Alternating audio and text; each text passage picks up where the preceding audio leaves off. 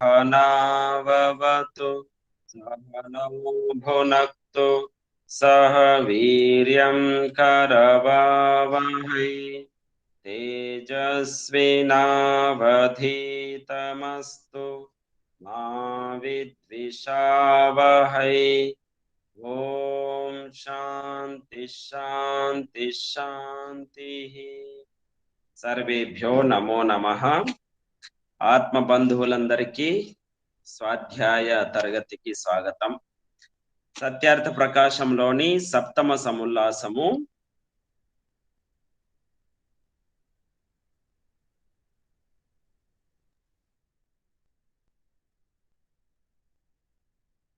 ఈశ్వరుడు సగుణుడు అనే విషయంలో మనము ఈరోజు స్వాధ్యాయాన్ని కొనసాగిద్దాం. ప్రశ్న: ఈశ్వరుడు సగుణుడా నిర్గుణుడా? సమాధానము: సగుణుడు నిర్గుణుడు. ఆహా, ఒక ఒరలో రెండు కత్తులు ఎప్పుడైనా ఉంటాయా? ఒకే పదార్థంలో సగుణత్వ నిర్గుణత్వాలు ఎలా ఉంటాయి? దీనికి సమాధానం: జడ వస్తువులకు రూపాది గుణాలు ఉన్నాయి, కానీ చేతనానికి గల జ్ఞానాది గుణాలు వానిలో లేవు. అలాగే చేతనంలో ఇచ్ఛాది గుణాలున్నాయి, కానీ జడాల యొక్క రూపాది గుణాలు లేవు. అందువలన యద్గుణై సహ వర్తమానం తత్ సగుణం, గుణైభ్యో యన్ నిర్గతం పృథగ్భూతం తన్ నిర్గుణం. అంటే గుణాలతో కూడినది సగుణమని, గుణాలు లేనిది నిర్గుణమని చెప్పబడింది. తమ తమ స్వాభావిక గుణాలతో కూడి ఉండి ఇతర పదార్థాలలో విరోధి గుణాలు కలిగి ఉండటం వలన సర్వ పదార్థాలు సగుణ నిర్గుణాలు అవుతాయి. కేవలం నిర్గుణత్వం గల పదార్థాలు గాని కేవలం సగుణత్వం గల పదార్థాలు గాని లేవు. కానీ ఒకే దానిలో సగుణత్వ నిర్గుణత్వాలు సదా ఉంటాయి. అలాగే పరమేశ్వరుడు తన అనంత జ్ఞాన బలాది గుణాలు కలిగి ఉండటం వలన సగుణుడని, జడముల యొక్క రూపాది గుణాలు జీవుని యొక్క ద్వేషాది గుణాలు లేని వాడటం వలన నిర్గుణుడని చెప్పబడింది. ఇది మనము అర్థం చేసుకోవాలి. మనం బంధువులారా, గుణాలు ప్రతి పదార్థంలో సగుణత్వము నిర్గుణత్వం రెండు ఉంటాయి. ఈ విషయం మీకు చాలా స్పష్టంగా అర్థం కావాలి. కనిపించే పదార్థాలు జడ పదార్థాలు, కనిపించని పదార్థాలు రెండు చేతన పదార్థాలు. ఆత్మ పరమాత్మ ఇవి రెండు కనిపిస్తున్నాయా కంటికి? కనబడవు, కనిపించవు. కాబట్టి ఈ కనిపించే గుణాలు ఏవైతే ఉన్నాయో ప్రత్యక్ష గుణాలు ఆత్మ పరమాత్మలు లేవు. అయితే జడ పదార్థాలైనటువంటి ఈ పదార్థాలు రూపాది ఆకారయుక్తంగా ఉన్నవి కాబట్టి కంటికి కనిపిస్తాయి. చేతనత్వము జడ పదార్థములు లేదు, జడ పదార్థము జడత్వము చేతనములు లేదు. కాబట్టి నిర్గుణత్వము సగుణత్వం అనేది ప్రతి పదార్థంలో ఉంటుంది.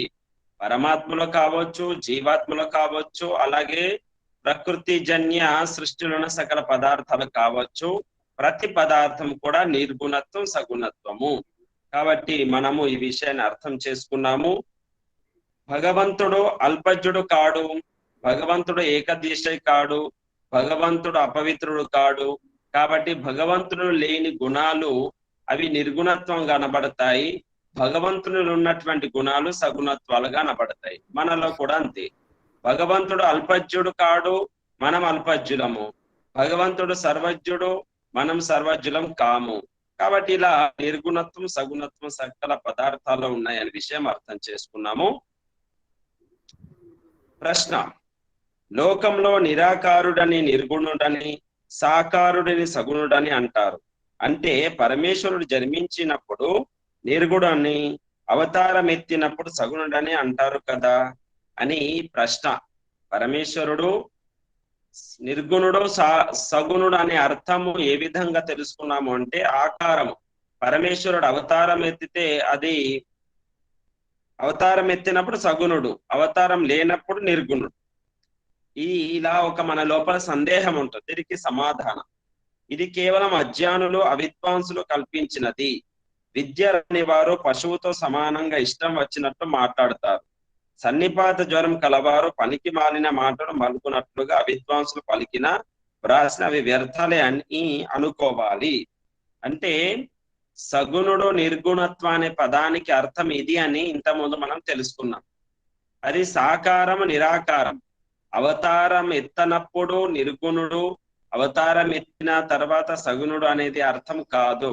ఇది సంస్కృతం రాని వారు, అలాగే ఎటువంటి పరిజ్ఞానం లేనటువంటి వారి యొక్క వాదన. అటువంటి మూర్ఖపు వాదన మనం నమ్మడానికి వీల్లేదు అని దయానంద సరస్వతి గారు తెలియజేస్తున్నారు.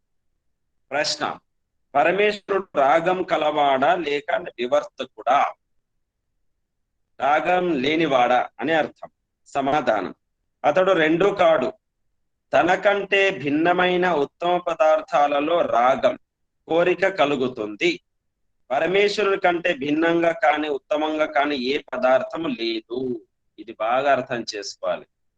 మనము పరమేశ్వరుడికి రాగం ఎందుకు లేదు అంటే, రాగం ఎప్పుడు ఏర్పడుతుంది?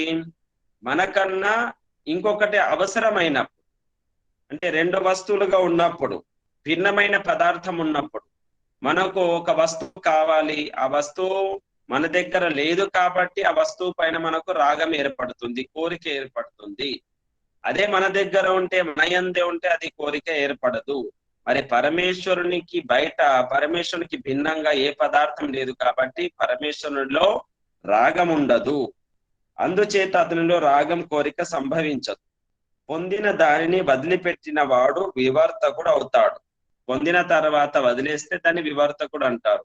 మరి ఇలా కూడా భగవంతుల్లో కలుగుతుందా అంటే, ఈశ్వరుడు సర్వవ్యాపకుడు అవటం వలన ఏ పదార్థాన్ని విడవలేడు కాబట్టి అతడు విరక్తుడుగా ఉండడు. మరి విరక్తుడుగా ఉండకపోవడం వల్ల కారణం ఏంటిదంటే, ఒక వస్తువును పొంది వదిలిపెట్టడం అనేది లేదు. ఎందుకంటే భగవంతుడు అంతటా వ్యాపించి ఉన్నాడు.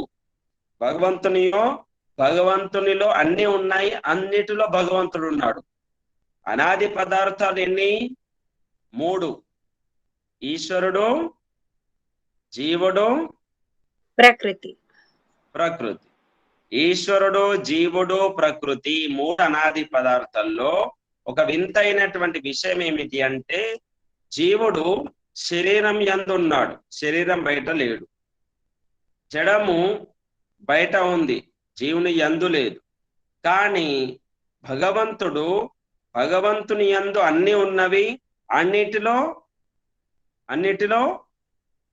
భగవంతుడు. సర్వంతర్యామి, సర్వవ్యాపకుడు. సర్వంతర్యామి అంటే భగవంతుడు అన్నిటి యందున్నాడు కాబట్టి భగవంతుడికి భిన్నంగా ఇంకో పదార్థం లేదు కాబట్టి భగవంతుడికి రాగం లేదు, విరక్తి లేదు. అంటే పొంది వదిలిపెట్టడం అనేది కూడా లేదు. ఎందుకంటే భగవంతుడు అంతటా వ్యాపించున్నాడు, అన్నిటి యందు ఉన్నాడు. అందుకరకే భగవంతునికి రాగము, విరక్తి లేదా ద్వేషము ఇటువంటివి ఉండవు. ఒక వస్తువు అతనికి దూరమైనప్పుడు, ఒక వస్తువు పొందేది ఏదైనా ఉంటే అప్పుడు రాగద్వేషాలు ఏర్పడతాయి. అతని యందు అన్ని ఉన్నప్పుడు రాగద్వేషాలు ఉండడానికి వీల్లేదు. ప్రశ్న: ఈశ్వరునికి ఇచ్చ, కోరిక ఉన్నదా లేదా? సమాధానం: జీవులలో చూడబడు ఇచ్చల వంటి ఇచ్చ పరమేశ్వరులో లేదు. మనకి ఎటువంటి కోరిక అని మనం ఏదైతే ఇచ్చ అంటున్నామో, ఇచ్చతోని ఏ అర్థమైతే వస్తుందో ఆ అర్థము భగవంతుని యందు లేదు. రాగం లేదు భగవంతునిలో. ఇచ్చ అనగా కోరిక. ఇది అప్రాప్త వస్తువు, అంటే దేని ప్రాప్తి వలన సుఖ విశేషం లభిస్తుందో అలాంటి వస్తు విషయంలో కలుగుతుంది. కానీ అతనికి అప్రాప్త పదార్థం అనేది గాని ఉత్తమ పదార్థం అనేది గాని లేదు. పూర్ణ సుఖయుక్తుడు అవటం వలన అతనికి సుఖాభిలాష కూడా లేదు. కాబట్టి ఈశ్వరులో ఇచ్ఛ ఉండటం అసంభవం. కానీ అతనిలో ఈక్షణ కలదు. ఇచ్ఛ లేదు కానీ ఈక్షణ కలదు. సర్వ విద్యలను దర్శింప చేయడం, సమస్త సృష్టిని సృజించడం ఈక్షణ అంటారు. ఇలాంటివన్నీ సంక్షిప్త విషయాల నుండి సజ్జనులు అధిక విస్తృతంగా ఆలోచించి తెలుసుకోవాలి. ఇది సంక్షేపంగా ఈశ్వర విషయం. ఇక వేద విషయాన్ని గురించి వ్రాస్తున్నాను. బంధువులారా, భగవంతుని యొక్క వర్ణన సామాన్యమైనటువంటి భౌతిక పదాలతోనే సంపూర్ణంగా అర్థం చేసుకోలేము. మనమందరము కూడా సామాన్యంగా ఇప్పుడు ఎన్ని రకాల భగవంతుని గురించి అభిప్రాయాలు ఉన్నాయో, మతాలు ఉన్నాయో, సిద్ధాంతాలు ఉన్నాయో, అవన్నీ కూడా మనం మన వ్యక్తిగత బుద్ధితోనే ఆలోచిస్తున్నాం, మానవ బుద్ధితోనే ఆలోచిస్తున్నాం. మనిషికి ఉన్నటువంటి ఏవైతే పదాలు ఉన్నాయో వాటిని పోల్చుకొని ఉదాహరణగా భగవంతుని తెలుసుకోవడానికి మనం ప్రయత్నం చేస్తున్నాము, కానీ అది వాస్తవం కాదు. మనము మనకున్న బుద్ధితోని కాదు, మనం భగవంతునికి సమర్పితులమై సమాధి స్థితిలో భగవంతుని దయ వలన, భగవంతుని యొక్క కృపతో భగవంతుని అర్థం చేసుకునే ప్రయత్నం చేస్తేనే భగవంతుని యొక్క సత్య స్వరూపం మనకు అర్థమవుతుంది. అందుకే భగవంతుడు వర్ణనాతీతుడు. భగవంతుణ్ణి సంపూర్ణంగా అక్షరాలతోని, పదాలతోని, వర్ణనతోని తెలుసుకోలేము, అందుకే వర్ణనాతీతుడు.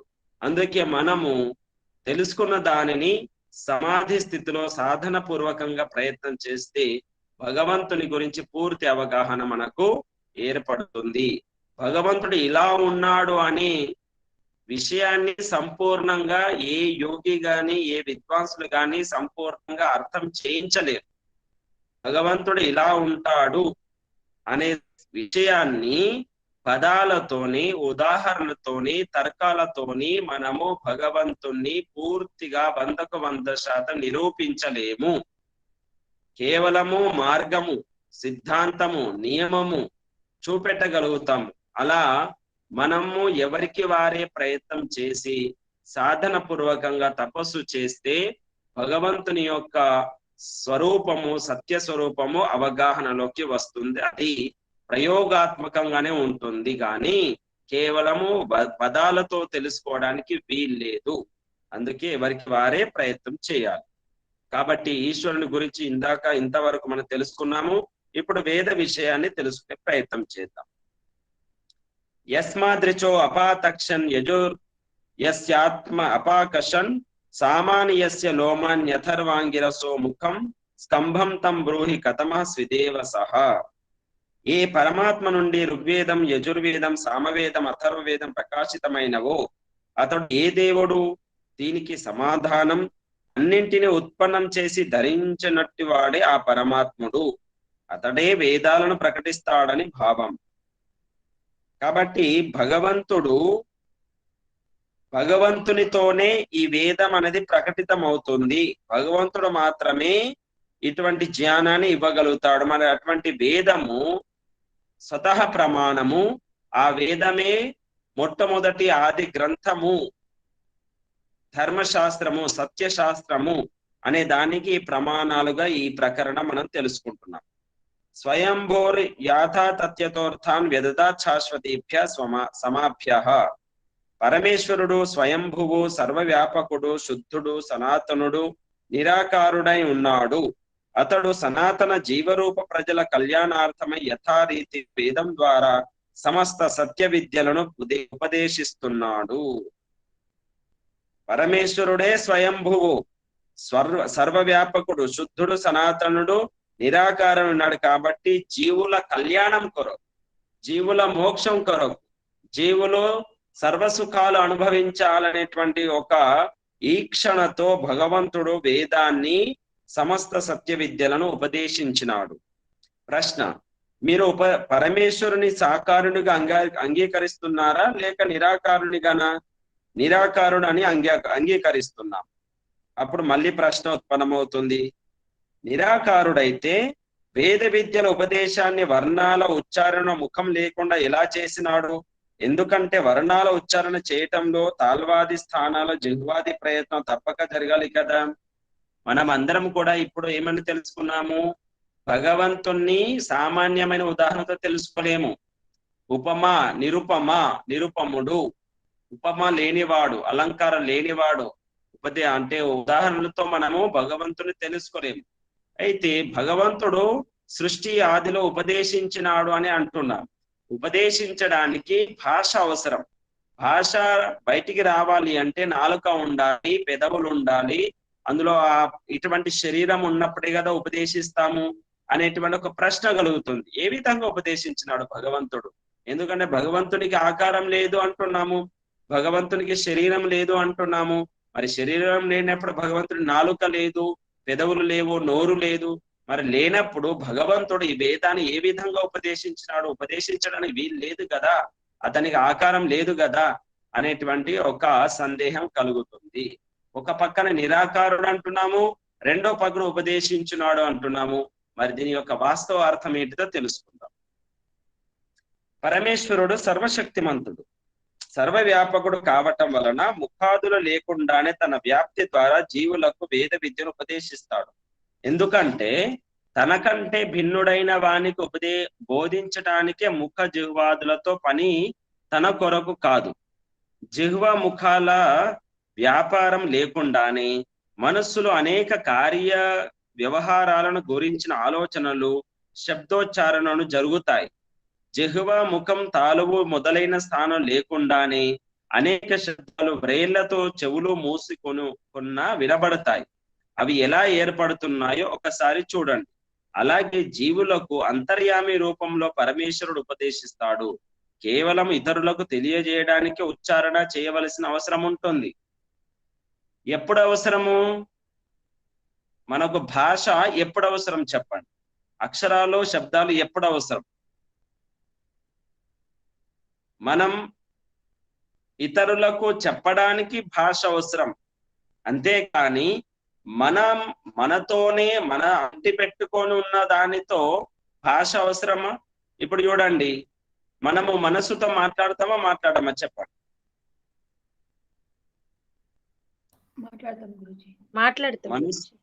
మనస్సుతో అన్నిటికన్నా ఎక్కువగా మనస్సుతోనే మాట్లాడతాం. ఇతరులతో మాట్లాడే ముందు, ఇతరులతో మాట్లాడడం కన్నా లేదా ఉపదేశం చేసే ముందు అతి ఎక్కువగా మన లోపలనే ఆలోచన రూపంలో మనస్సుతో మాట్లాడుతున్నాం. ఆ మనస్సుతో మాట్లాడుతున్నప్పుడు శబ్దాలు ఉన్నాయా? లేవు. అక్షరాలు, శబ్దాలు, పదాలు, భాష, సౌండ్ ఇది ఉందా? లేవు. లేదు. లేకున్నా మరి అక్కడ ఏదైతే మనం మాట్లాడుతున్నప్పుడు అనుభవ జ్ఞానం కలుగుతుందో, భావం అవుతుందో, ఆ భావము, భావన మనసులో ఉందా లేదా?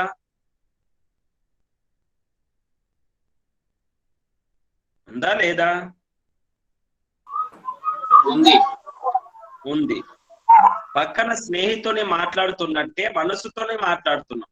అంటే ఇక్కడ ఉపదేశించడానికి భాష లేకుండానే భావయుక్తంగా తెలుసుకోవడానికి అనుభవ జ్ఞానం కలుగుతుంది. చాలా విషయాలు మనము పడుకొని ఉంటాము, స్వప్నం చూస్తుంటాం, కళలు వస్తుంటాయి. కళలో నిజంగా జరిగినట్టు, నిజంగా విన్నట్టు, నిజంగా మాట్లాడినట్టు అనిపిస్తుంది. కానీ నిజంగా అక్కడ ఆ రకమైనటువంటి సంఘటన జరిగిందా? జరుగుతుందా? జరగలేదు. జరగకున్నా కానీ మన లోపల అటువంటి అనుభూతి మాత్రం కలుగుతుంది. ఆ అనుభూతి కొరకు ఈ శబ్ద జ్ఞానం అవసరం లేదు. అందుకొరకే ఓం నామ స్మరణ మనసు ఏకాగ్రం చేయడం వరకే భగవంతునిపై మనసు ఏకాగ్రం అయ్యేంత వరకే ఓంకారము. ఏకాగ్రమైన తర్వాత ఎటువంటి శబ్దము, ఎటువంటి పదము, ఎటువంటి నామస్మరణ అవసరం ఉండదు. కాబట్టి పరమేశ్వరుడు నిరాకారుడు, సర్వవ్యాపకుడు కాబట్టి తన సర్వ వేద విద్యల యొక్క ఉపదేశాన్ని, స్వరూపాన్ని జీవాత్మలలో ప్రకాశితం చేస్తాడు. తర్వాత దాన్ని మానవుడు తన నోటితో ఉచ్చరించి ఇతరులకు వినిపిస్తాడు. కాబట్టి ఈశ్వరులో ఈ దోషం కలుగదు. భగవంతుడు వేదాల యొక్క ఉపదేశం చేయడానికి ఈ పెదవులు, ఈ నాలుక అవసరం ఉండదు. ఏ విధంగా అయితే మనము ఆత్మగా ఇందులో ఉంటూ ఈ ఆత్మకు ఉన్నటువంటి సాధన మనస్సు ఏదైతే ఉందో, ఆత్మ మనస్సుతో మాట్లాడుకుంటా ఉంటుంది. మనం కూడా చాలా సార్లు మన అందరికి తెలుసు, ఒకసారి పరిశీలిస్తే అర్థమవుతుంది. మనము ఒంటరిగా ఉన్నాము, లేదా ఇంటర్వ్యూకి వెళ్ళాలనుకున్నాము, లేదా ఒక దగ్గర ఉపదేశం చేయాలనుకున్నాము, లేదా ఇంకెక్కడైనా మన యొక్క భావాలను వ్యక్తం చేయాలనుకున్నాము. ఆ భావ వ్యక్తీకరణ కొరకు ముందుగా మనము ప్రిపేర్ అవుతాం. ఆ ప్రిపేర్ అవ్వడం అనేది లోపలనే జరుగుతుంది. అంటే మనస్సుతో ఆలోచన చేస్తాం, మనస్సుతో మాట్లాడుకుంటాం.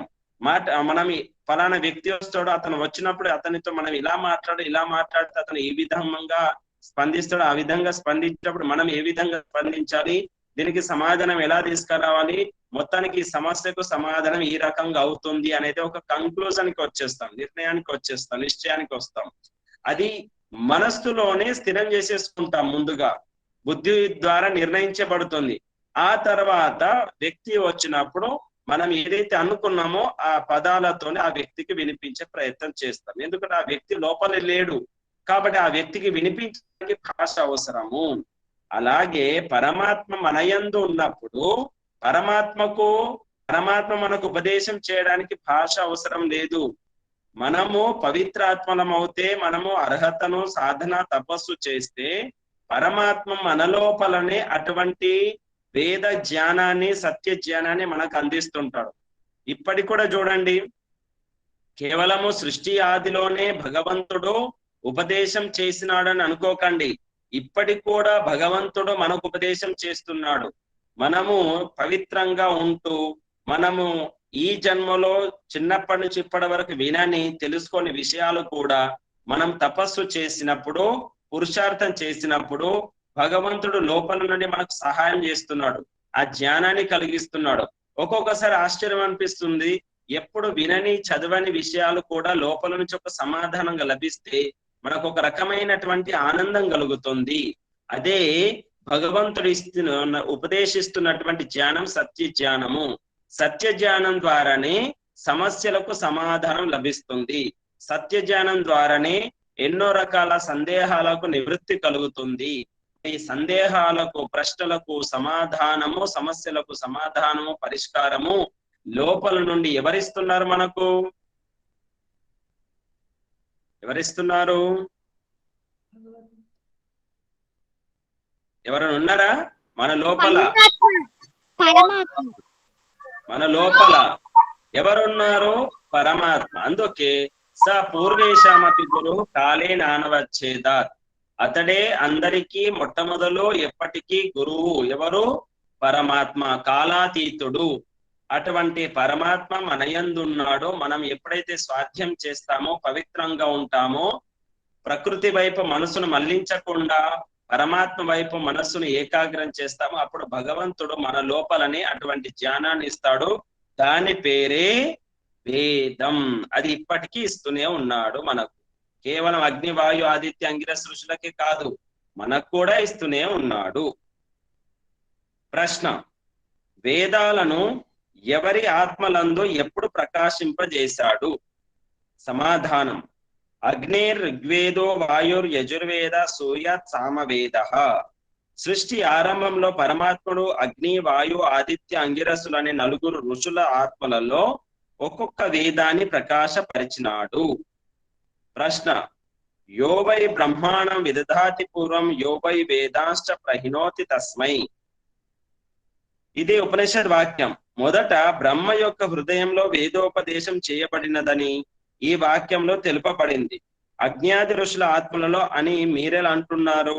సమాధానం: బ్రహ్మ యొక్క ఆత్మలో అజ్ఞాది ఋషుల ద్వారా వేదాలు స్థాపించబడినవని తెలుసుకోవాలి. మనుస్మృతిలో ఏమి వ్రాయబడిందో చూడండి. అగ్ని వాయు రవిభ్యస్తు త్రయం బ్రహ్మ సనాతనం దుదోహ యజ్ఞ సిద్ధ్యర్థం ఋగ్యజు సామలక్షణం. పరమాత్ముడు సృష్టి ఆరంభంలో మానవులను సృజించి అజ్ఞాది నలుగురు మహర్షుల ద్వారా 4 వేదాలను బ్రహ్మకు లభింపజేశాడు. ఆ బ్రహ్మ అగ్ని, వాయు, ఆదిత్య, అంగిరసుల నుండి ఋగ్యజ సామథర్వ వేదాలను గ్రహించాడు అని మనుస్మృతిలో ఉన్నటువంటి శ్లోకం ప్రమాణంగా మనకి ఇవ్వడం జరిగింది. భగవంతుడు మొట్టమొదటి 4 ఋషులకు వేదాలను అందించాడు. ఏమేమి వేదాలు అవి? ఇప్పుడు ఒక సందేహం కలుగుతుంది. అగ్ని ఋషికి కేవలం ఋగ్వేదము, అగ్ని వాయు ఋషికి కేవలం యజుర్వేదము, తర్వాత ఆదిత్య ఋషికి అగ్ని వాయు, ఆదిత్య ఋషికి కేవలం సామవేదము, అంగిరస్ ఋషికి కేవలం అథర్వ వేదము. అలా ఒక్కొక్క ఋషికి ఒక్కొక్క వేదం ఇచ్చాడా? మిగతా వేదాలు ఇవ్వలేదా? ఇది ఆ సందేహం కలుగుతుంది. వాస్తవం ఏమిటి? 4 ఋషులకు సమస్త వేదాన్ని ఇవ్వడం జరిగింది. అయితే ఈ 4 అగ్ని, వాయు, ఆదిత్య, అంగిరస్, ఈ 4 ఋషులు వేదం అనే ఒక దాని నుండి విభాగం చేసినారు. 4 ఋషులు ఈ వేదాలను జ్ఞానము, కర్మ, ఉపాసన, విజ్ఞానం అనేటువంటి విభేదం అంటే దాన్ని విభాగం చేసి మనకు అందించినారు. కాబట్టి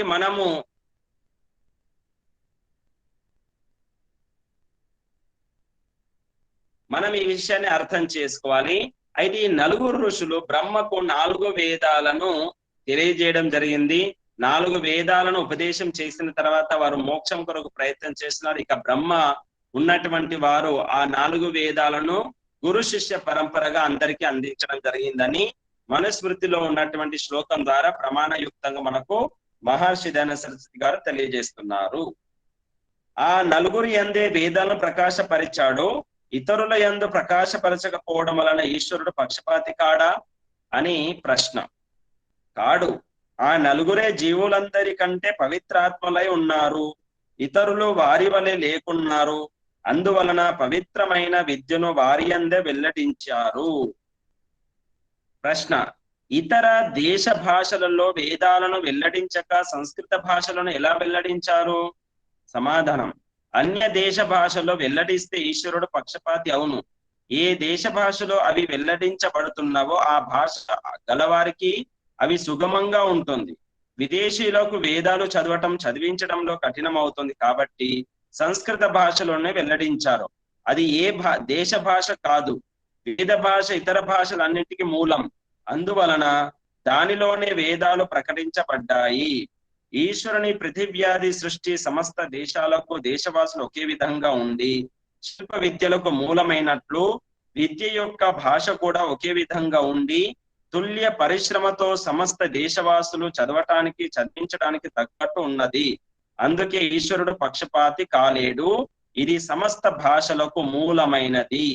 అందుకరకే వేదాలను సంస్కృత భాషలోనే వేద భాషలోనే ఉపదేశం చేయబడింది అని ఈ రకంగా మనకు సమాధానం లభిస్తుంది.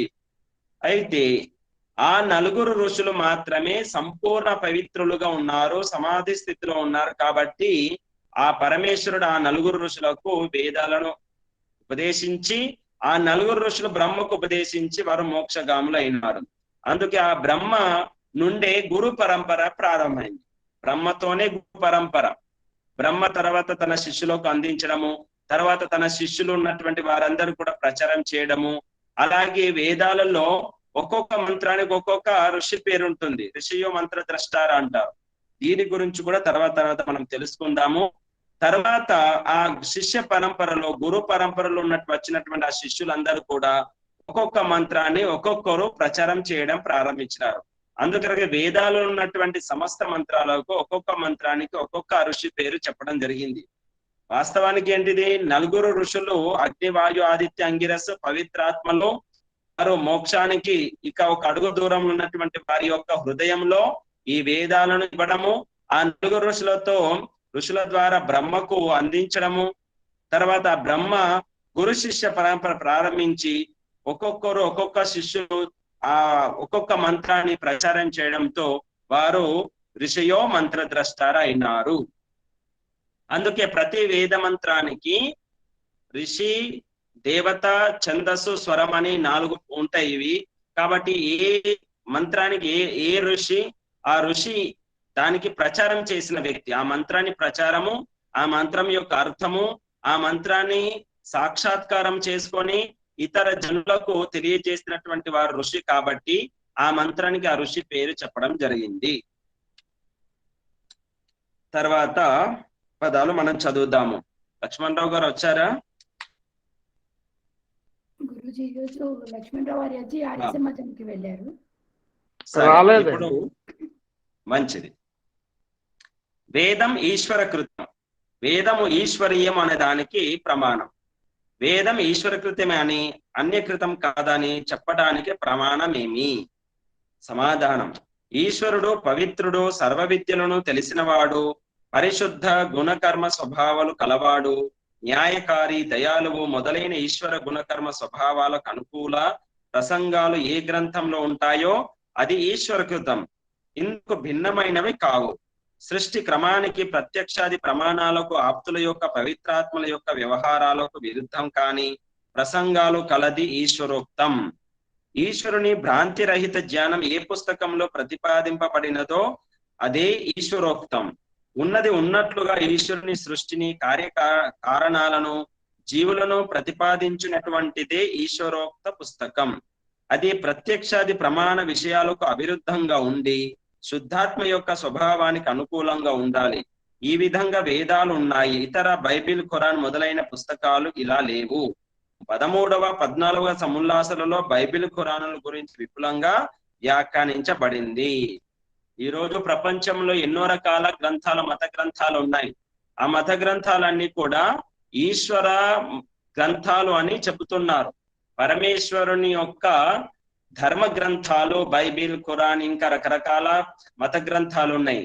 కానీ అవన్నీ కూడా కేవలం వ్యక్తి యొక్క మత గ్రంథం తప్ప పరమేశ్వరుని ద్వారా, పరమేశ్వరునిచే చెప్పబడినటువంటి పరమేశ్వరుని యొక్క జ్ఞానం కాదు. ఎందుకంటే పరమేశ్వరుని యొక్క గుణకర్మ స్వభావాలు ఏదైతే పవిత్రంగా ఉన్నాయో ఆ పవిత్రమైనటువంటి గుణకర్మ స్వభావాలకు అనుకూలంగా ఉపదేశము, వివరణ ఆ మత గ్రంథాలు లేదు. కాబట్టి అవి ఈశ్వర ప్రోక్తాలు, ఈశ్వరోక్తాలు, ఈశ్వరీయ వేదము కాదు అనేది స్పష్టంగా మనకు తెలుస్తుంది. మనము వేదంతో పాటు సత్య ప్రకాశంతో పాటు బైబిల్, ఖురాన్ గురించి కూడా తెలుసుకోవాలనుకుంటే ఈ సత్యార్థ ప్రకాశంలో ఉన్నటువంటి 13వ 14 సముల్లాసం కూడా చదివితే మనకు అర్థమవుతుంది. మన ఆత్మకు సత్యం ఏంటి వెంటనే అర్థమవుతుంది. చదువుతున్నప్పుడు మన లోపల వెంటనే సందేహ నివృత్తి కలుగుతుండాలి. మళ్ళీ సందేహానికి మళ్ళీ సందేహం కలగకూడదు, సందేహ నివృత్తి కావాలి. ఇప్పుడు మీరు ప్రశ్న అడిగినారు, ఆ ప్రశ్నకు నేను సమాధానం చెప్పినాను. సమాధానం చెప్పినప్పుడు మీరు ఆత్మకు పూర్తిగా తృప్తి కలుగుతుంది. తృప్తి కలిగినదే సమాధానం. తృప్తి కలగకుండా ఇంకా ప్రశ్నకు ప్రశ్న వచ్చిందనుకోండి, అది సమాధానం కాదు. అయితే వేదం అనేది ఆత్మకు ఉన్నటువంటి సకల సందేహాలకు నివృత్తి కలిగించి ఆత్మకు తృప్తిని ఇస్తుంది, ఆనందాన్ని ఇస్తుంది. అది వేదం. మనం బైబిల్, ఖురాన్ చదివినప్పుడు పవిత్ర బుద్ధితో, నిస్వార్థ బుద్ధితో మనం చదివినప్పుడు అందులో ఉన్నటువంటి విషయాలు చదువుతున్న కొద్దీ సమాధానం పొందక ఇంకా వేరే రకమైనటువంటి సందేహాలు కలుగుతూ ఉంటాయి. అది సరైనటువంటి సమాధానం కాదు. అందుకరకే బైబిల్, ఖురాన్ ధర్మ గ్రంథాలు కాదు, కేవలం ధర్మ గ్రంథము వేదం ఒక్కటే. ఇక ప్రశ్న, ఈశ్వరుని నుండి వేదాలు ప్రకటింపబడవలసిన అవసరం ఏమీ లేదు. క్రమంగా మానవులు జ్ఞానాన్ని వృద్ధి చేసుకుంటూ తదనంతరం పుస్తకంలో రాసుకోగలరు. ఈ రోజు ఉన్నటువంటి సైన్స్ అదే చెప్తుంది. పరిణామం క్రమంలో చెందుతుంది. మానవుడు మొట్టమొదలు ఆది మానవుడు ఉన్నాడు. మానవ అడవిలో ఉన్నటువంటి ఆటవిక గుణాలతో కలిగి ఉన్నాడు. తర్వాత ఈ సృష్టిని చూసి జ్ఞానవంతుడై ప్రయత్నం చేసినాడు. అప్పుడు ఈ స్థాయికి వచ్చినాడు అని ఈ రోజు సైన్స్ చెప్తుంది. కానీ వాస్తవం ఏంటిది?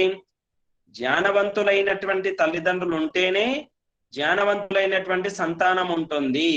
బుద్ధిమంతులైన తల్లిదండ్రులు ఉంటేనే బుద్ధిమంతులైనటువంటి సంతానం ఉంటుంది. ఇప్పటికి కూడా చూడండి, ఏ తల్లిదండ్రులు అయితే బుద్ధిమంతులు చక్కగా ఉన్నారో అటువంటి వారికి ఉన్న సంతానం కూడా అదే విధంగా ఉంటుంది.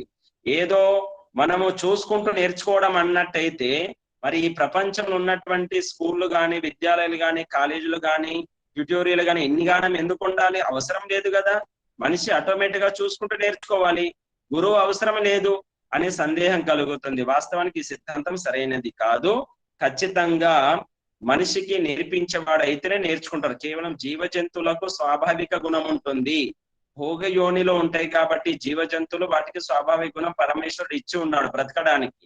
కానీ మానవుని శరీరంలో ఉన్న ఆత్మకు కేవలం భోగయోని కాదు, భోగయోనితో పాటు కర్మయోని కూడా, కొత్త కర్మలు చేసేటువంటి అవకాశము ఈ మానవ శరీరంలోనే ఉంది జీవాత్మకు.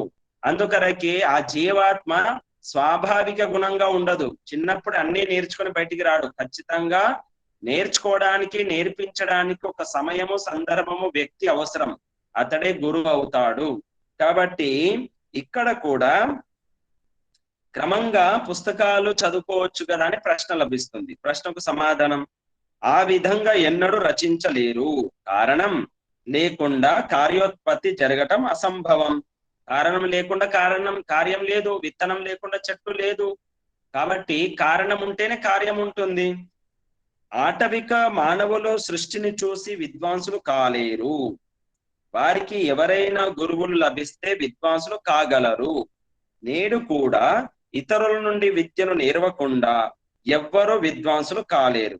పరమాత్ముడు సృష్టి ఆరంభంలోని ఋషులకు వేద విద్య అందించకపోతే వారు ఇతరులకు చదివించేవారు కారు. అప్పుడు అందరూ అవిద్వాంసులుగానే ఉండేవారే. అప్పుడే జన్మించిన బాలునొకని ఏకాంత ప్రదేశంలోనూ అవిద్వాంసుల వద్దనో పశువుల వద్దనో ఉంచితే అతడు ఆ సాంగత్యాన్ని అనుసరించి ఉంటాడు. ఆటవికులైన బిల్లులు మొదలైన వారు దీనికి దృష్టాంతం. కాబట్టి బంధువులారా, ఇప్పటికి మనం చూస్తున్నాము, అప్పుడే పుట్టినటువంటి పిల్లవాడిని అడవిలో వదిలేస్తే అతడు ఖచ్చితంగా ఆ పశువుల పక్షులు ఏ విధంగా అయితే చేస్తున్నాయో అదే విధంగా చేస్తాడు. వారికి భాష రాదు. ఎన్నో ఉదాహరణలు ఉన్నాయి. మూగ మనుషుల మధ్యలో గర్భిణీ స్త్రీ ఉంటే ఆ గర్భిణికి కలిగేటువంటి సంతానం కూడా మూగగా ఉంటుంది, మాటలు లేకుండా ఉంటాయి. ఇది వాస్తవంగా జరిగిన ఘట్టము. నేను కూడా నా గతంలో మొన్న వారు కూడా ఇప్పటికీ ఉన్నారు. నిన్న వాళ్ళు ప్రత్యక్షమైనారు. అంటే ఏమిటి అంటే, ఆమె అక్కడ ఎవరైతే మూగ మనుషులు ఉన్నారు, మాటలు లేవు, మాటలు రావు, అటువంటి వారి దాంట్లో వారు పనిచేయడం ద్వారా, అది గమనించడం ద్వారా, చూడడం ద్వారా వారి ప్రభావం వారి పైన పడింది. జన్మించినటువంటి శిశువు కూడా మాటలు లేకుండా అయిపోయినాయి. అంటే ఖచ్చితంగా జీవాత్మకు నేర్పించేవారు కావాలి. ఇప్పుడు మనం అందరం కూడా ఆన్లైన్ ద్వారా నేర్చుకుంటున్నాం. ఒకవేళ ఈ రకంగా ఈ చెప్పేవారు లేకపోవడంతో మనకి ఇవన్నీ విషయాలు వచ్చేవా? నేను ఈరోజు చెప్పగలుగుతున్నాను, నాకు గురువులు చెప్పినారు కాబట్టి చెప్పినటువంటి జ్ఞానముతో, బీజాక్షరాలతో, బీజ జ్ఞానముతో పరమాత్మ తర్వాత ఈ జన్మలో ఉన్నటువంటి గురువులు ఎవరైతే ఉన్నారో ఆ గురువులు నాకు నేర్పించడం ద్వారా, చిన్నప్పుడు గురుకులంకు వెళ్ళి చదువుకొని వచ్చడం ద్వారా ఎంతో కొంత నేను మీకు నేర్పించడానికి అవకాశం ఉంది, నేర్పిస్తున్నాను. అలాగే మీరు కూడా మీ పిల్లలకు కానీ ఇతరులకు చెప్తేనే కదా వారికి వచ్చేది, చెప్పకుండా రాదు. కాబట్టి ఖచ్చితంగా నేర్పించేవారై ఉంటేనే విద్య వ్యాప్తి అవుతుంది. ఆర్యావర్త దేశం నుండి విద్యను నేర్చుకున్నంత వరకు ఈజిప్టు, గ్రీకు, యూరప్ మొదలైన దేశాల వారు విద్యాహీనులుగా ఉన్నారు. ఇంగ్లాండ్ నుండి కొలంబస్ మొదలైన పురుషులు అమెరికాకు వెళ్ళనంత వరకు అక్కడే వారు వేల కొలది, లక్షల కొలది సంవత్సరాల నుండి మూర్ఖులుగా, విద్యావిహీనులుగానే ఉన్నారు. తర్వాత వారు సుశిక్షణను పొంది విద్వాంసులైనారు. అలాగే పరమాత్మ నుండి సృష్టి ఆదిలో విద్యా శిక్షణలు లభించడం వలన ఉత్తరోత్తర కాలంలో ప్రజలు విద్వాంసులు అవుతూ వచ్చారు. ఎంత స్పష్టంగా ఉంది చూడండి. నిజంగా సత్యార్థ ప్రకాశం చదువుతుంటే మనలో ఉన్న సందేహాలన్నీ కూడా నివృత్తి అవుతూ ఉంటాయి. సామాన్యంగా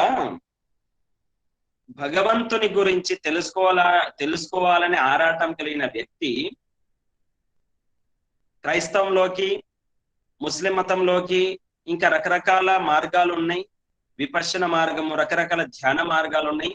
అవన్నిట్లోకి వెళ్ళి వచ్చి సత్యార్థ ప్రకాశం చదివినాడు అనుకోండి, ఇక దీనిని వదిలిపెట్టి ఇంకొకటి వెళ్ళరు. ఎందుకంటే అన్ని రకాల జ్ఞానం కలిగింది, అన్ని రకాల అనుభవం అయింది. అన్ని రకాల అనుభవం అయ్యి ఇక్కడికి వచ్చి చదివిన తర్వాత ఇక్కడ సంపూర్ణ సందేహాలకు సమాధానం వెంటనే లభిస్తుంది. చాలా సరళంగా, సులభంగా అరటి పండు ఒలిచి పెట్టినట్టు ఉంటుంది సత్యార్థ ప్రకాశం. ఇంత స్పష్టంగా ఉంది. ఆత్మకు ఎంతో తృప్తి కలుగుతుంది సత్యార్థ ప్రకాశం చదువుతుంటే. అయితే ఆ పరమాత్మయ గురువు అని ఎందుకు అనే దానికి ప్రమాణం పూర్వేశమపి గురు కాలే నానవచ్చేదాత్.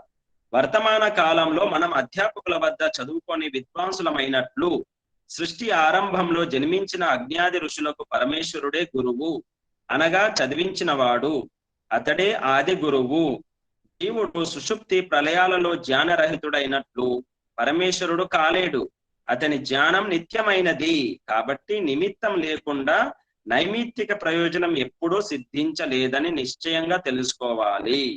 కాబట్టి భగవంతుడే నిమిత్త కారకుడు. అన్నిటికీ, సకల సృష్టికి నిమిత్త కారణం ఎవరు? పరమేశ్వరుడు. మన జ్ఞానానికి నిమిత్త కారకుడు ఎవరు? భగవంతుడు, పరమేశ్వరుడు. భగవంతుడు. భగవంతుడు లేకుండా మనం ఏ శక్తిని, ఏ జ్ఞానాన్ని, ఏ కర్మను చెయ్యలేము. అన్నిటికీ నిమిత్త కారణము భగవంతుడే. ఏ విధంగా అయితే స్వర్ణకారుడు, కుంభకారుడు, తర్వాత వీరు లేకుండా వస్తువు తయారు కాదో, అదే విధంగా భగవంతుడు లేకుండా జీవాత్మ ఏమీ చేయజాలదు. ఈ సృష్టి ఈ రకంగా దృశ్య జగత్తులో కనిపించదు. కాబట్టి అన్నిటికీ నిమిత్త కారణము, కారకుడు భగవంతుడే. వేదాలు సంస్కృత భాషలో వెల్లడించబడ్డాయి. అజ్ఞాది ఋషులకు ఆ సంస్కృత భాష రాదు కదా, అప్పుడు వారెలా వేదార్థం తెలుసుకున్నారు? అంటే సృష్టి ఆరంభంలో, ఏ అమైతున సృష్టిలో ఈ అజ్ఞాది 4 ఋషులు ప్రారంభంలో సంస్కృతం నేర్చుకోలేదు కదా. మరి నేర్చుకున్నప్పుడు వారికి సంస్కృత భాషలో వేదాలు చెప్పినారనేది అంటున్నారు కదా, మరి అక్కడ సందేహం కలుగుతుంది. సమాధానం విందాం. వారికి పరమేశ్వరుడు తెలియజేశాడు. ధర్మాత్ములు, యోగులు, మహర్షులు అయిన వారు ఎప్పుడెప్పుడు ఏ అర్థాలు తెలుసుకునే కోరిక గలవారై ధ్యానవస్థలో పరమేశ్వర స్వరూపంలో సమాధిస్తులవుతారో, ఇది బాగా వినండి. ఇది ఇప్పటికీ మనకు అవసరమే.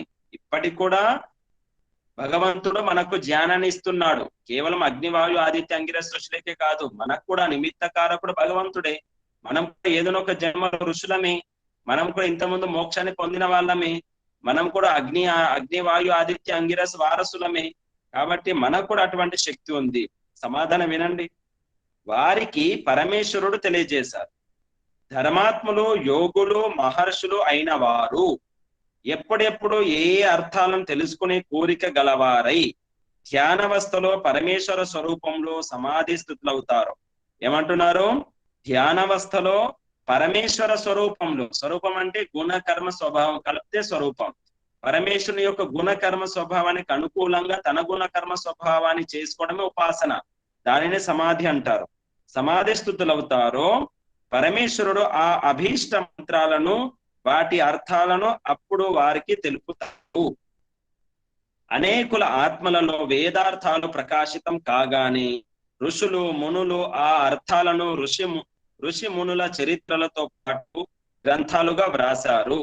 వానిని బ్రాహ్మణాలు అంటారు. ఏమంటున్నారు? ఆత్మలలో, అనేకుల ఆత్మలలో వేదార్థాలు ప్రకాశితం కాగానే ఋషులు, మునులు ఆ అర్థాలను ఋషి మునుల చరిత్రలతో పాటు గ్రంథాలుగా వ్రాసారు. వానిని బ్రాహ్మణాలు అంటారు. బ్రహ్మ అనగా వేదం. దాని వ్యాఖ్యాన గ్రంథం అవటం వలన బ్రాహ్మణమని పేరు కలిగింది. ఇంకా ఋషయో మంత్రద్రష్టయ మంత్రాన్ సంప్రాదుహు దృష్టయ. ఏ మంత్రార్థ దర్శనం ఏ ఋషికి కలిగిందో అంతకు పూర్వం ప్రకాశపరచని మంత్రార్థాలని ఏ ఋషి మొదట వెల్లడించి ఇతరులకు బోధించాడో అప్పటి నుండి ఆ మంత్రంతో పాటు ఆ ఋషి పేరు స్మరణార్థం రాయబడుతున్నది. ఇట్టి ఋషులను ఎవరైనా మంత్రకర్తలు అన్నారో వారిని మిథ్యావాదులను అనాలి. అంటే మంత్రాలను ఉపదేశం చేసిన వారు, మంత్రాల యొక్క పరిచయము, మంత్ర ప్రచారం చేసిన వారే తప్ప మంత్రాన్ని తయారు చేసిన వారు కాదు. మంత్రకర్తలు కాదు, మంత్రద్రష్టలు. మంత్రకర్తలు అన్నారు, వారిని మిథ్యావాదులను అనాలి. ఋషులు కేవలం మంత్రార్థాలను వెల్లడించిన వారి. మరి మంత్రకర్త ఎవరు? మంత్రకర్త ఎవరు? మంత్రకర్త పరమాత్మ. మంత్రకర్త కేవలం పరమాత్మ. మంత్రద్రష్ట ఋషులు మంత్రద్రష్టలు. కాబట్టి ఎంత స్పష్టంగా మనకు చూడండి.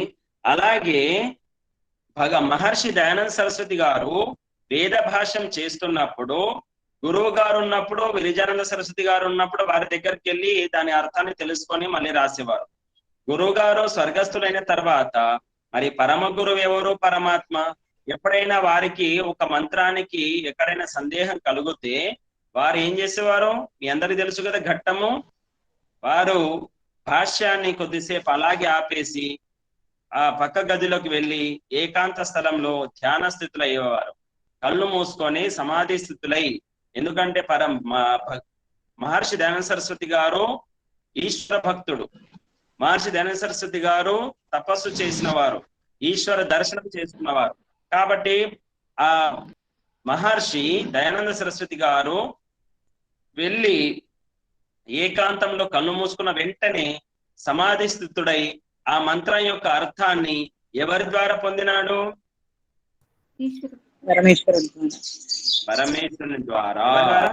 ఇలా పరమేశ్వరుని ద్వారా విద్యను పొంది గ్రంథాలు రచించినటువంటి వ్యక్తి ఎవరు అంటే కేవలం మహర్షి దయానంద సరస్వతి గారే. అందుకే మనం అందరం అదృష్టవంతులం. అటువంటి ఈశ్వరుణ్ణి దర్శనం చేసుకొని సమాధి స్థితిలో పరమాత్మతో సంపూర్ణంగా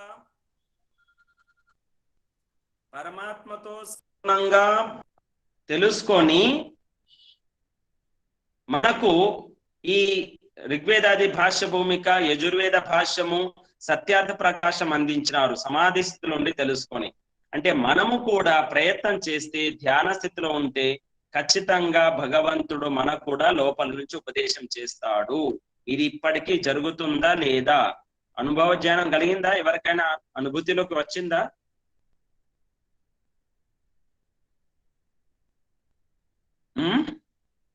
నాకైతే కలిగింది. మనం ఎప్పుడైతే ఉపదేశం చేస్తుంటామో, ప్రవచనం చేస్తుంటామో, ఒక్కొక్కసారి ఎలా ఉంటుంది అంటే మానసిక స్థితి చాలా పవిత్రంగా ఏకాగ్రంగా ఉంటుంది. ఎక్కడ లేని యుక్తులన్నీ బయటికి వచ్చేస్తాయి. అది ఎవరిస్తున్నారు? లోపల నుంచి ఎవరిస్తున్నారు ఆ శక్తి? పరమేశ్వరుడే ఇస్తున్నాడు. ఒక్కొక్కసారి ఒక సమస్యకు సమాధానం ఎలా చక్కగా కుదురుతుంది అంటే అది మనం మాటల్లో చెప్పలేం. అంత ఆనందం కలుగుతుంది. అది ఎవరిస్తున్నారు? పరమేశ్వరుడే ఇస్తున్నాడు. అందుకే తప్పకుండా భగవంతుని ఉపాసన ప్రతినిత్యం చేయాలి. మనకు వెంటనే సమాధానం లభిస్తుంది. బుద్ధి చాలా సూక్ష్మం అవుతుంది. అందుకనకే భగవంతుని మనం ఉపాసించాలి. ఇంకొకటి తెలుసుకుందాం. వేద సంజ్ఞ. ఏ గ్రంథాలకు వేదమని పేరు? సమాధానం: ఋగ్, యజు, సామ, అథర్వ మంత్ర సంహితలకు వేదమని పేరు. ఇతరాలను వేదమనరు. వేదం అంటే మంత్రభాగం. వేద సంహిత. సంహిత అంటే ఏంది? కేవలం మంత్రభాగము. మంత్రభాగం ఏదైతే ఉందో ఆ మంత్రభాగాన్ని మాత్రమే వేదం అంటాము. మిగతా భాష్యం ఉంది కదా, దానిని అది వేదం కాదు. మంత్రభాగం మాత్రమే వేద సంహిత. మిగతా మంత్రభాగం యొక్క అర్థము ఋషులు తమ బుద్ధి జ్ఞానముతో మనకు తెలియజేసినారు, ప్రచారం చేసిన. మన వరకు గురు శిష్య పరంపరగా మన వరకు అది అందుతుంది. మంత్ర బ్రాహ్మణయోర్ వేదనామధేయం. ఇలాంటి కాత్యాయనాధికృత ప్రతిజ్ఞా సూత్రాదులను అర్థం ఏమని చెబుతారు? చూడండి సమాధానం. సంహిత పుస్తకాల ఆరంభంలోను అధ్యాయాల సమాప్తిలోను వేదం అను శబ్దం సనాతనంగా వ్రాయబడుతూ వస్తున్నది. బ్రాహ్మణ గ్రంథాలు ఆరంభాన్ని అధ్యాయాల సమాప్తిలో గల గాని ఎక్కడ ఇలా వేద శబ్దం వ్రాయబడి లేదు. నిరుక్తంలో ఇత్యపి నిగమో భవతి ఇతి బ్రాహ్మణం ఛందో బ్రాహ్మణాని చ తద్విషయాని. వేదాలు మంత్ర భాగాలని, బ్రాహ్మణాలు వ్యాఖ్యాన భాగాలని దీనితో స్పష్టంగా తెలుస్తుంది. విశేషంగా ఈ విషయాన్ని తెలుసుకోదలిచిన వారు నాచే రచించబడిన ఋగ్వేదాది భాష్య భూమికను చదవండి. అనేక ప్రమాణాలకు ఇది విరుద్ధం అవటం వలన ఇది కాత్యాయన వచనం కాలేదని నిరూపణ చేయబడింది. బ్రాహ్మణాలను కూడా వేదమని అంగీకరిస్తే వేదాలు సనాతనం కాకుండా పోతాయి. ఎందుకంటే బ్రాహ్మణ గ్రంథాలలో అనేక ఋషులు, మహర్షుల, రాజులు మొదలైన వారి చరిత్రలు వ్రాయబడి ఉన్నాయి. వ్యక్తులు జన్మించిన తర్వాతనే వారి ఇతిహాసాలు వ్రాయబడతాయి. ఆ గ్రంథం కూడా వారు జన్మించిన తర్వాతనే రచించబడుతుంది. వేదంలో ఎవరి ఇతిహాసం లేదు. ఏ ఏ శబ్దాలతో విద్యా బోధన జరుగుతుందో ఆయా శబ్దాన్ని ప్రయోగింపబడ్డాయి. వేదంలో విశేష వ్యక్తుల పేర్లు గాని విశేష కథా ప్రసంగాలు కానీ లేవు. అర్థమైంది కదా? నిజమైనటువంటి పురాణాలు ఏమిటి? బ్రాహ్మణ గ్రంథాలు 4. వేదంలో ఇతిహాసం ఉందా? చరిత్ర ఉందా? ఎవరిదైనా వ్యక్తి చరిత్ర ఉందా? లేదు. వ్యక్తి చరిత్ర ఉంటే వేదం కన్నా ముందు వ్యక్తి పుట్టి ఉండాలి. అర్థమైందా? అర్థమైంది గురూజీ. వ్యక్తి చరిత్ర ఉండాలనుకుంటే వేదం కన్నా ముందు పుట్టి ఉండాలి. పుట్టి ఉంటే వేదంలో అతని చరిత్ర ఉంటుంది. కానీ సమస్త మానవులు అంటే మానవునితో పాటే ఉద్భవించినటువంటి వేదం అది. కాబట్టి వేదంలో ఎవరి ఇతిహాసం ఉండదు. ఆ తర్వాత ఎవరైతే ఋషులు ఆ వేద మంత్రాలకు వ్యాఖ్యానం చేసినారో ఆ వ్యాఖ్యాన దానిని గ్రంథాలను ఏమంటారు? బ్రాహ్మణ గ్రంథాలు. శతపథ, ఐతరేయ, తాండ్య, గోపథ ఏవైతే ఈ 4 పురాణాలు ఉన్నాయో అంటే బ్రాహ్మణ గ్రంథాలు ఉన్నాయో వీటిలో ఋషుల మహర్షుల యొక్క ఇతిహాసం ఉంది, వేద మంత్రాల యొక్క అర్థం కూడా ఉంది. ఇవి నిజమైనటువంటి పురాణాలు. అష్టాదశ పురాణాలు నిజమైనవి కావు. అసలైన పురాణాలు ఏమిటి? ఈ బ్రాహ్మణ గ్రంథాలే. ఇందులో ఉంది, ఉపనిషత్తులో ఉంది. మిగతా ధర్మ గ్రంథాలలో వ్యక్తుల యొక్క, మహాపురుషుల యొక్క, ఋషులు మహర్షుల యొక్క చరిత్ర ఉంది. కానీ వేదంలో మాత్రం ఏ మహారాజు, ఏ ఋషి, ఏ యోగి యొక్క చరిత్ర లేదు. కేవలము సృష్టికి సంబంధించినటువంటి సమస్త జ్ఞానము వేదంలో ఉంది. పరమాత్మను ఏ విధంగా పొందాలి అనేటువంటి జ్ఞానము వేదంలో ఉంది. కాబట్టి బంధువులారా, మనమందరం కూడా వేదాలను చదవాలి, మిగతా ధర్మ గ్రంథాలను చదవాలి. మరి మహర్షి దయానంద సరస్వతి గారు రచించినటువంటి గ్రంథాలలో సత్యార్థ ప్రకాశంతో పాటు ఋగ్వేదాది భాష్య భూమికను చదివినట్టయితే వేదాల గురించి సంపూర్ణ మనకు అర్థమవుతుంది అని తెలియజేస్తూ శాంతి పాఠంతో నేటి స్వాధ్యాయాన్ని పూర్తి చేసుకుందాం. తర్వాత ప్రశ్నోత్తరాలు. ఓం ద్యోః శాంతిరంతరిక్షం శాంతిః పృథివీ శాంతిరాపః శాంతిరోషధయః శాంతిః వనస్పతయః శాంతిర్విశ్వే దేవాః శాంతిర్బ్రహ్మ శాంతిః సర్వం శాంతిః శాంతిరేవ శాంతిః సామా శాంతిరేధి. ఓం శాంతి శాంతి శాంతి. సర్వేభ్యో నమో నమః.